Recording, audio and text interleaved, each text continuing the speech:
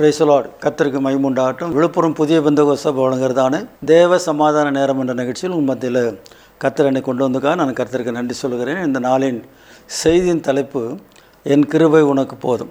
2 கொரிந்தியர் 12ஆம் அதிகாரம் 9ஆம் வசனம். அதற்கு அவர், என் கிருபை உனக்கு போதும், பலவீனத்திலே என் பலன் பூரணமாய் விளங்கும் என்றார்.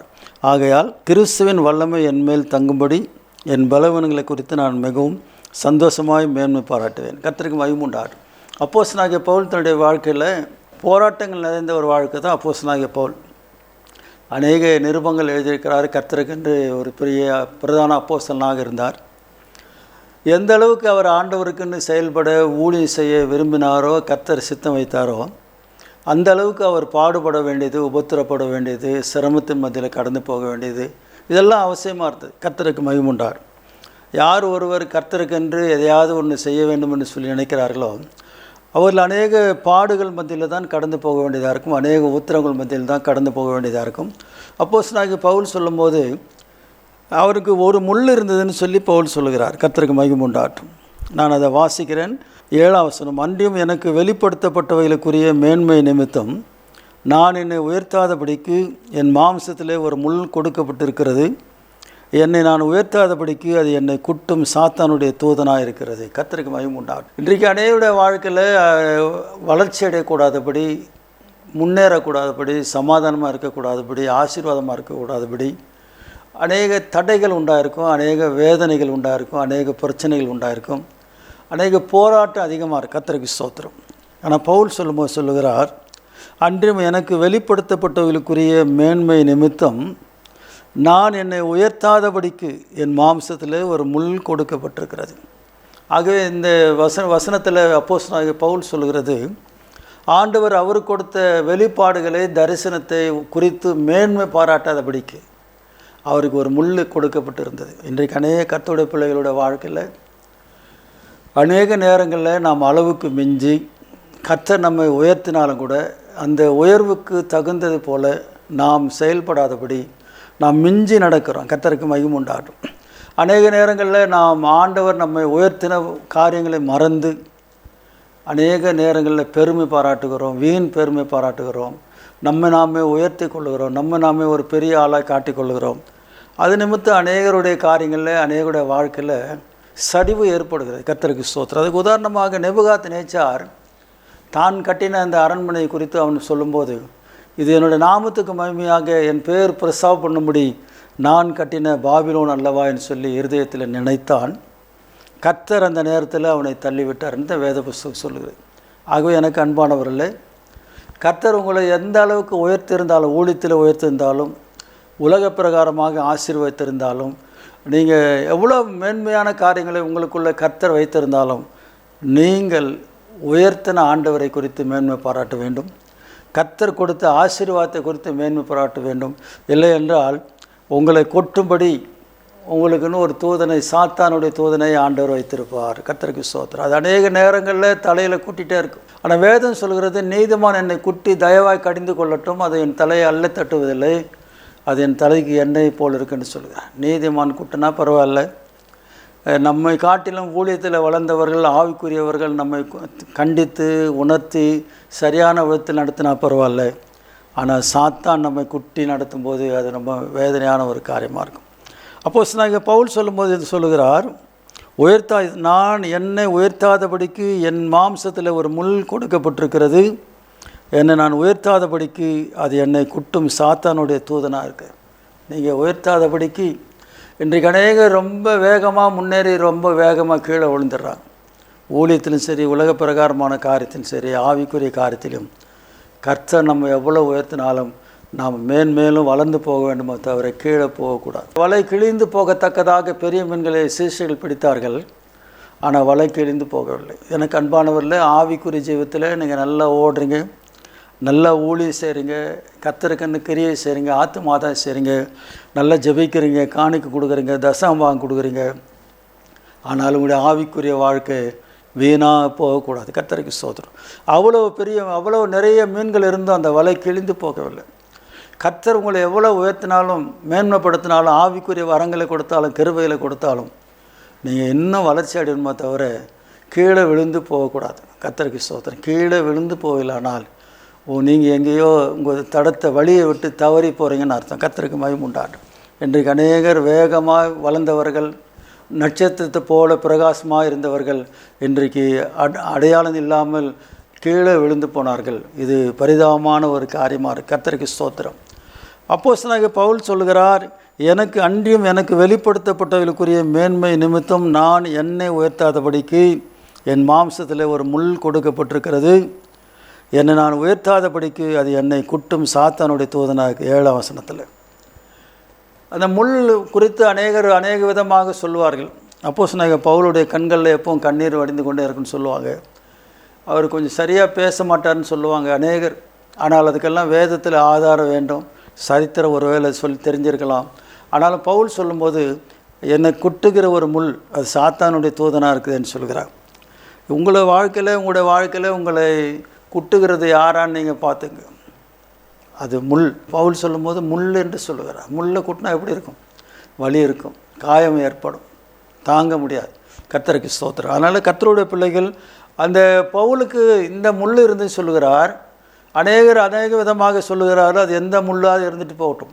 ஆனால் பவுல் சொல்லுகிறார் அந்த முள் 8ஆம் வசனத்தில், அது என்னை விட்டு நீங்கும்படிக்கு நான் 3 தரம் கர்த்தரிடத்தில் வேண்டிக் கொண்டேன். இந்த முள் நீங்கணும்னு சொல்லி 3 முறை கர்த்தரிடத்தில் வேண்டிக் கொண்டாராம்.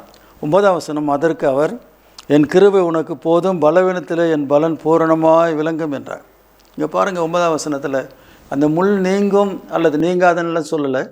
ஆனால் ஆண்டவர் சொல்கிற வார்த்தை, அதற்கு அவர், என் கிருபை உனக்கு போதும், பலவீனத்தில் என் பலம் பூரணமாய் விளங்கும் என்றார். கர்த்தருக்கு ஸ்தோத்திரம். ஆகவே எனக்கு அன்பானவர்களே, ஆண்டவருடைய கிருபை நமக்கு இருந்தால், அவருடைய பலம் நமக்கு இருந்தால், நாம் ஆவிக்குரிய ஜீவத்தில் பலத்தின் மேல் பலம் அடைவோம், வளர்ச்சியின் மேல் வளர்ச்சி அடைவோம். கர்த்தருக்கு ஸ்தோத்திரம்.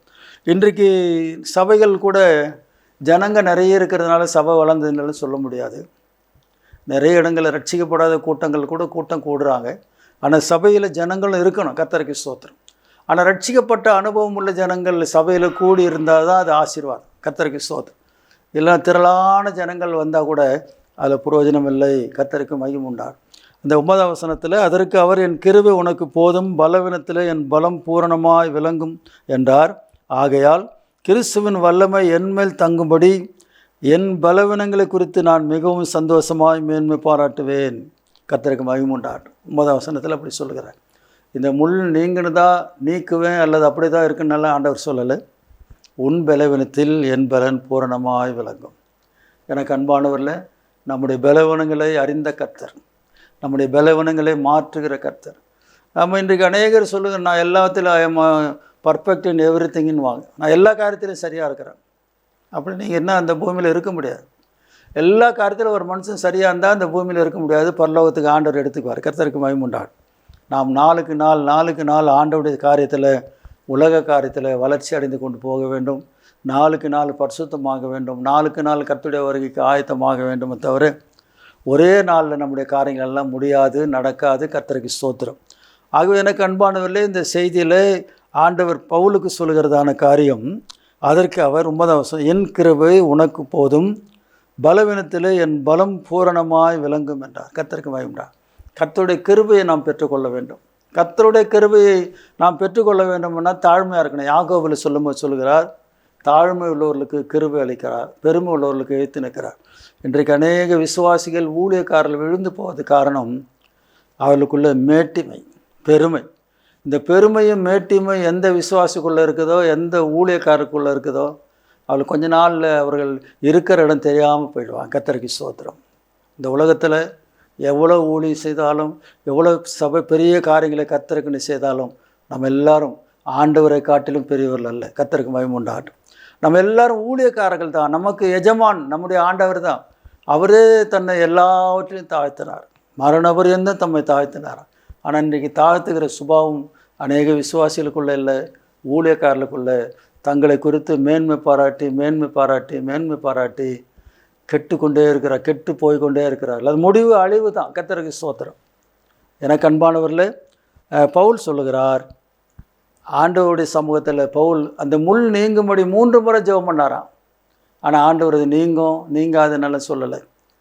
என் கிருபை அந்த 9வது வசனம், அதற்கு அவர், என் கிருபை உனக்கு போதும், பலவீனத்தில் என் பலம் பூரணமாய் விளங்கும் என்றார். ஆகையால் வசனம் சொல்கிறது, கிறிஸ்துவின் வல்லமை என்மேல் தங்கும்படி என் பலவீனங்களை குறித்து நான் மிகவும் சந்தோஷமாய் மேன்மை பாராட்டுவேன். கர்த்தருக்கு மகிமை உண்டாகட்டும். கர்த்தர் நம்மை ஆசீர்வாதத்தை குறித்து மேன்மை பாராட்டுங்க. கர்த்தர் உங்களுக்கு கொடுத்த தாளந்தை குறித்து மேன்மை பாராட்டுங்க. கர்த்தர் உங்களை தூக்கி எடுத்ததை குறித்து மேன்மை பாராட்டுங்க. கர்த்தர் உங்களை உயர்த்துகிறதை குறித்து மேன்மை பாராட்டுங்க. அதை விட்டுட்டு உங்களை குறித்து நீங்கள் மேன்மை பாராட்டுவீர்களானால் அந்த மேன்மை நீங்கள் விழுந்து போகிறதுக்கு ஒரு வழிகாட்டியாக இருக்கும். கர்த்தருக்கு மகிமை உண்டாகும். அதுக்கு உதாரணமாக நான் சொன்ன நேபுகாத் நேச்சார். ஆகவே எனக்கு அன்பானவரில் பவுல் சொல்லுகிறார் 7ஆம் வசனத்தில், அன்றும் எனக்கு வெளிப்படுத்தப்பட்டவர்களுக்குரிய மேன்மை நிமித்தம் நான் என்னை உயர்த்தாதபடிக்கு என் மாம்சத்தில் ஒரு முள் கொடுக்கப்பட்டிருக்கிறது.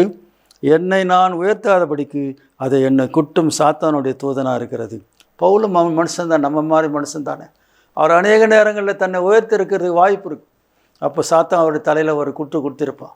பவுல், நீ சவுலாக இருந்த, நீ கொஞ்சம் அடக்கி வாசி, நிதானமாக இரு, நான் தான் உன்னை மேன்மைப்படுத்திருக்கிறேன், நான் தான் உன்னை அழைச்சிருக்கிறேன், நீ என்ன இல்லாமல் ஒன்றும் செய்ய முடியாதுன்னு சொல்லி தலையில் குட்டியிருப்பார். அதனால தான் பவுல் சொல்லுகிறார் 9ஆம் வசனத்தில், என் பலவீனங்களை குறித்து நான் மிகவும் சந்தோஷமாய் மேன்மை பாராட்டுவேன். கர்த்தருக்கு ஸ்தோத்திரம். ஆகவே எனக்கு அன்பார்கள், இந்த நிகழ்ச்சியை பார்த்து கொண்டது உங்களை கர்த்தர் நிச்சயமாக உங்களுக்கு கிருபை தருவார். நீங்கள் தாழ்மையாக இருங்க, கர்த்தரை முன் தாழ்மைப்படுங்க. எவ்வளோ கர்த்தர் உங்களை உயர்த்தினாலும் இதெல்லாம் ஆண்டவரால் வந்ததுன்னு சொல்லுங்கள். அப்போ கர்த்தர் உங்களை மேலும் மேலும் ஆசீர்வாதம். நாம் ஜெபம் பண்ணும். ஆண்டவரே, இந்த நிகழ்ச்சிக்காக ஸ்தோத்திர ஆண்டவரே, இதை பார்த்து கொண்டு தம்முடைய பிள்ளைகளை அவருடைய குடும்பங்களை ஆசீர்வதியும். ஆண்டவரே, பவுலுக்கே ஒரு முள் இருந்தது, அதுபோல் எங்களுக்கு அநேகருக்கு அநேக விதமான முட்கள் இருக்குது ஆண்டவர். ஆனாலும் அதை நீக்கி போடுகிற தேவன் நீராக இருக்கிறபடினாலும் ஸ்தோத்திரிக்கிறோம். என் கிருபை உனக்கு போதும் என்று சொன்ன பவுலுக்கு சொன்ன வார்த்தைகளை நாங்கள் நினைக்கிறோம். உங்களுடைய கிருபை எங்களுக்கும் போதுமானதாக இருக்கட்டும். இந்த நிகழ்ச்சி ஒளிபரப்பு கொண்டிருக்கிற ஜாய்டி நிறுவனரை பணிபுரிதான தம்முடைய பிள்ளைகளை ஆசீர்வதி தொடர்ந்து பொறுப்பெடுத்து நடத்தும். இயேசுவின் நாமத்தில் கேட்கிறோம் பிதாவே, ஆமென். கர்த்தர் உங்களை ஆசீர்வதிப்பாராக. God bless you. பாடி துதித்திடுவேன் சந்தோஷ கீதங்களால், நல்லவரே வாழ்வில் நன்மை செய்தாரே. பாடி துதித்திடுவேன் சந்தோஷ கீதங்களால், நல்லவரே வாழ்வில் நன்மை செய்தாரே.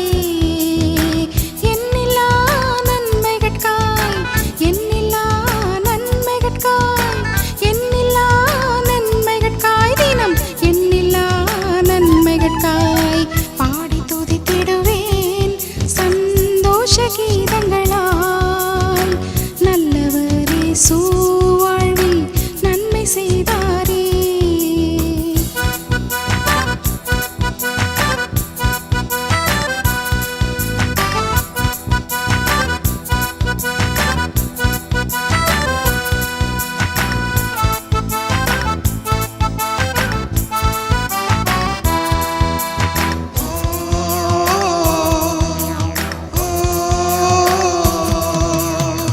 எந்தன் பாதம் கல்லிலே என்றும் இடராமல், ஏழை எந்த நின் பாவம் சாபம் போக்கியே.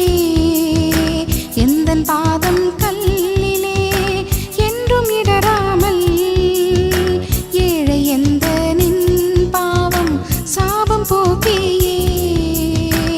ஏழையை மீட்டுக் கொண்டார், ஏழையை மீட்டுக் கொண்டார், ஏழையை மீட்டுக் கொண்டார், ஏழையை மீட்டுக் கொண்டார். பாடி துதித்திடுவேன் சந்தோஷ கீதங்களால், நல்லவரே